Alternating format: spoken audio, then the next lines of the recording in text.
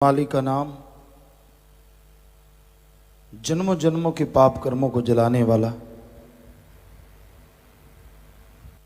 ताकतवर, शक्ति देने वाला, उस मालिक का भेजा हुआ तोहफा है।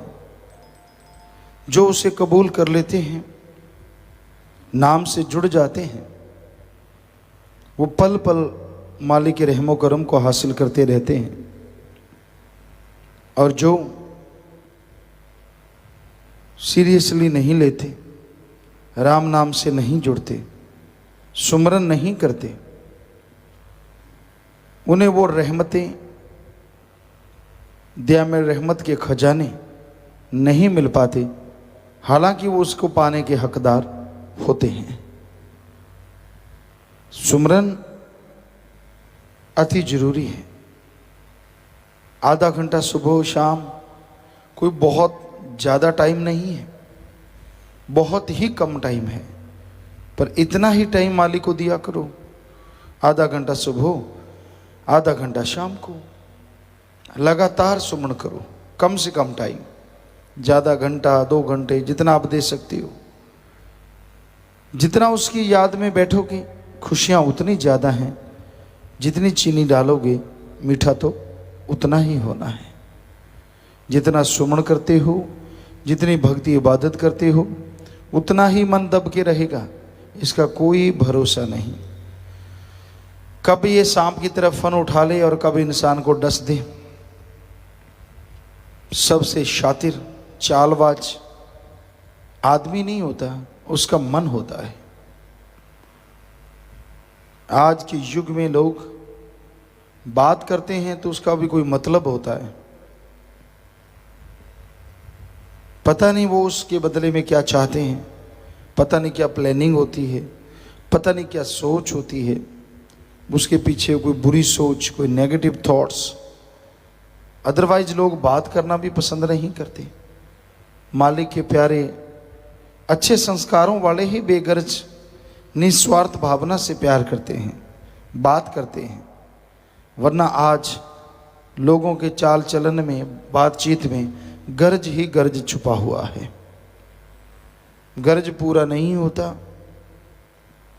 तो कोई किसी की बात नहीं पूछता।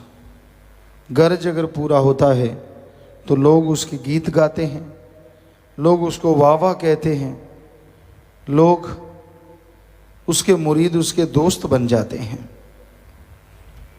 बेगर्ज निस्वार्थ प्यार करो अल्लाह वाहिगुरु राम से, सतगुरु मौला से। बचनों और व्यवहार के पक्के बनो। हाथी की तरह दिखाने के और खाने की और नहीं होना चाहिए कि आप दिखते कुछ और हैं, असल में आप कुछ हैं कुछ और।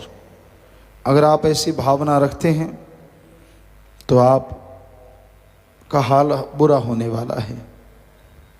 इसलिए शुद्ध भावना रखो, सही भावना रखो। सेवा करने वालों, आपका व्यवहार 100% सही होना चाहिए। दोगली नीति ना अपनाओ। सही व्यवहार पे चलोगे, सही व्यवहार पे अमल करोगे तो मालिक पता नहीं कितनी बरकतें ला देंगे। और गलत व्यवहार करने लगोगे तो बना बनाया सब कुछ डूब भी सकता है। सेवा का मेवा मालिक देते हैं, इसमें कोई दो राय नहीं। पर अगर आदमी ठगी बेईमानी करता है, बुरे कर्म करता रहता है साथ साथ, तो फिर सेवा की सब खुशियां चली जाती हैं। अगर आप सेवा की तमाम खुशियां हासिल करना चाहते हो, आप चाहते हो कि वो उम्रों तक आपकी कुलों के काम आए, तो साफ नीयत से, सच्चे दिल से इंसानियत की सेवा करो। गलती पे गलती करते जाएंगे, मालिक रहमत भेजेंगे, लेकिन गलतियों की वजह से आपकी जोड़ी फटी है। रहमत आई चलेगी, आई चलेगी, आई चलेगी, कोई असर नहीं होगा।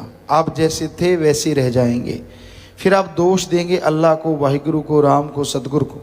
मैं सेवा करता हूँ, मैं इतना कुछ करता हूँ, मुझ भी खुशी क्यों नहीं आती, घर में बरकतें क्यों नहीं आती। आए तो ना, अगर आप बच्चों पे पक्के रहो तो। मालिक रहमत करते हैं सेवा वाले पे, पर आप उतनी ही गलतियां कर देते हैं तो झोली फट जाती है। आती है रहमत, चली जाती है, आती है चली जाती है, असर नहीं होता। टूटा हुआ बर्तन हो, उसमें चाहे अमृत हो, बरसात हो रही हो, रख दो, वो भी मिट्टी में मिल जाएगा धीरे, क्योंकि उसमें से जितना अमृत आया वापस चला गया। वैसा ही जो लोग गलतियां करते हैं, वचनों पे अमल नहीं करते, उसका रहमो करम आता तो है पर कोई असर किए बिना वापस चला जाता है। एक साफ बर्तन हो, चाहे छोटा गिलास ही क्यों ना हो, अगर वो बिल्कुल साफ है तो अमृत की बरसात होती है, हरी रस की बरसात होती है, तो उस अमृत में, हरी रस में वो लबालब भर जाता है। यानी जितना उसका शरीर, वो तो सारा कुछ हासिल कर लिया। कहने का मतलब बचनों पे रहना इस कलयुग में अति जरूरी है, बचनों की ही भक्ति है। इसलिए अपने व्यवहार को बदलो, सुमरण करो, व्यवहार में सुमरण शामिल करो कि हाँ भाई सुबह शाम आधा घंटा या घंटा सुबह शाम या आधा घंटा सुबह शाम मालिक को याद करेंगे। इतना तेज चलता है और इतना शातिर है, हमने लोगों को हमारे सामने शरेआम झूठ बोलते देखा है। अंदर कुछ और होता है, हमारे सामने कुछ और कहते देखा है, चुप हो जाते हैं। किसी का पर्दा नहीं उठाना, किसी को बुरा नहीं कहना, ये कलयुग आ गया है, घोर कलयुग का समय।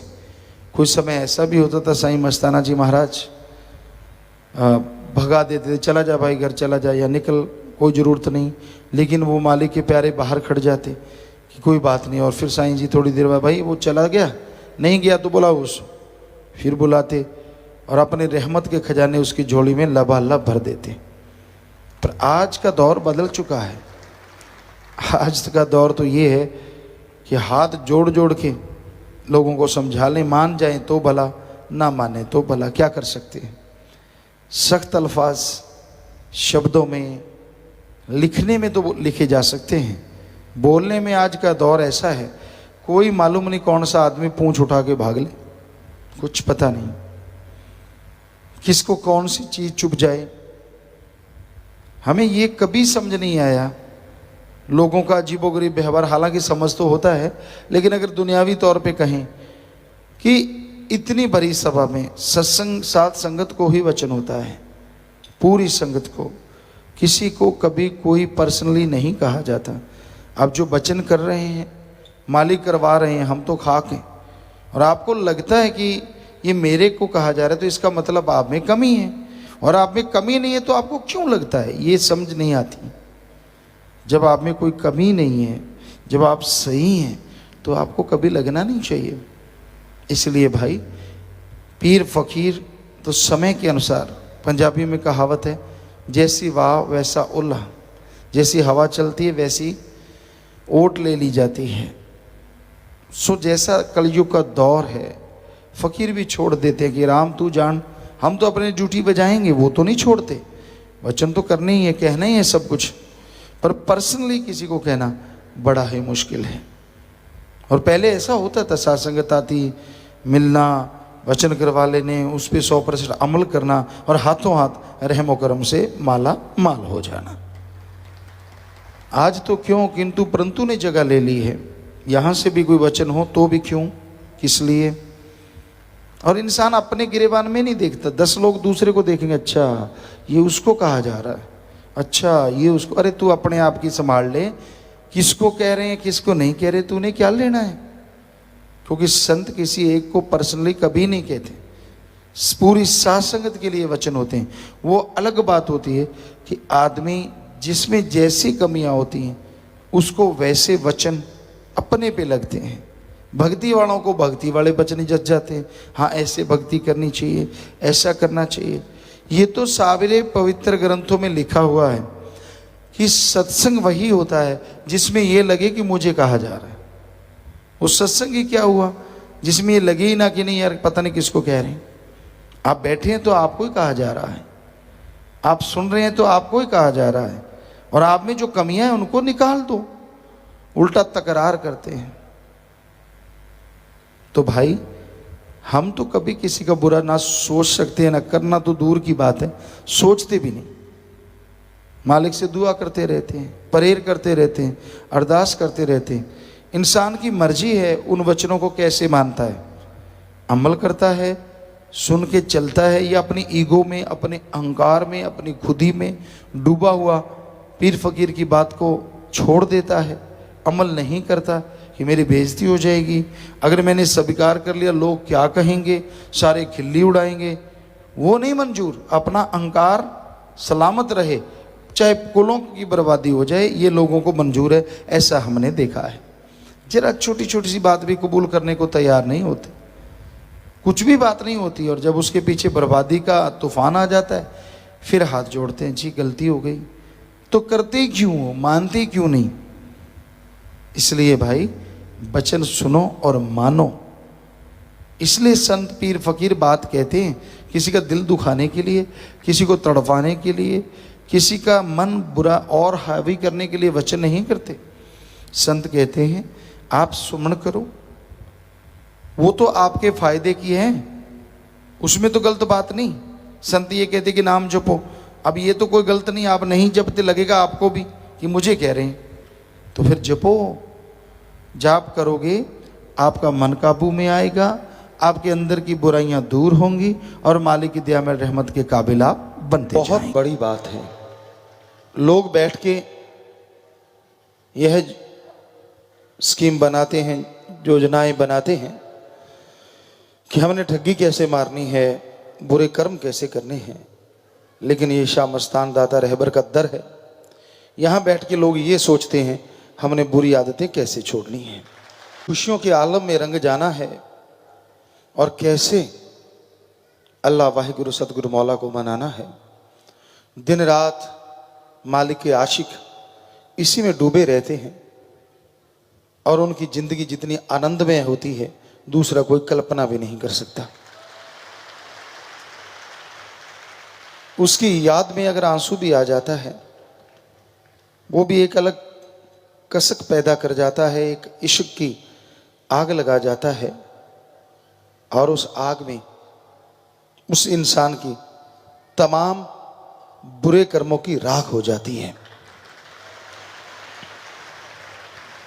गुजरे समय में किए गए बुरे कर्म, संचित बुरे कर्म उस इश्क की तपिश को सह नहीं सकते, वो खत्म होते हैं, और अंदर एक उमंग, एक तरंग, एक नजारा पैदा हो जाता है। अपनी भावनाओं को अल्लाह वाहिगुरु गॉड खुदा रब से जोड़ने का एक रास्ता साईं मस्ताना जी शास्त्रनाम जी दाता रहबर ने बताया। जो सुनते हैं, अमल करते हैं, यकीनन उन्हें मालिक की तमाम खुशियां मिलती हैं, तमाम दया में रहमत मिलती है, और उनके अंतःकरण साफ हो जाते हैं और वो खुशियों से लबरेज हो जाते हैं। तो अपने बुरे कर्मों की आहुति दीजिए, अपने मुर्शिद कामिल को, अल्लाह वाहिगुरु राम को वायदा करके उस पे चल के दिखाइए कि हाँ मुझ में ये बुरी आदतें हैं, जिंदगी में मैं ये छोड़ दूंगा। मुर्शिद मेरा साथ देना, अल्लाह मेरा साथ देना, राम मेरा साथ देना। सुबह शाम सुमरन करो, 5 मिनट, 10 मिनट, 20, 25 जितना कर सको, घंटा, 1.5 घंटा, 2 घंटे, 3 घंटे, जो भी आप कर सको, और प्रार्थना करते रहो कि मालिक मुझसे ये बुराइयां दूर हो जाएं, मेरी गंदी आदतें बदल जाएं। सुबह शाम डेली अगर आप ये चीज करेंगे, हो ही नहीं सकता कि आपकी आदतें ना बदलें, 100% बदल जाएंगी। हाँ, अगर आप बदलना ही ना चाहें, अगर आप अरदास प्रार्थना दुआ ही ना करें, सुमन करें ही ना, तो आदतें कैसे बदलेंगी? आदतों को बदलना कोई छोटी मोटी बात तो होती नहीं, बहुत बड़ी बात होती है। जो आदत को बदल देते हैं वही शूरवीर बहादुर होते हैं, वही योद्धा होते हैं। किसी आदमी को दबाना, किसी गरीब को सताना, किसी का हक छीन के खाना, किसी को डराना धमकाना, ये बहादुरी नहीं होती, ये योद्धा नहीं कहलाते, बल्कि ये तो एक तरह इंसानियत से दूर जाने की बात, गिरी हुई हरकत होती है।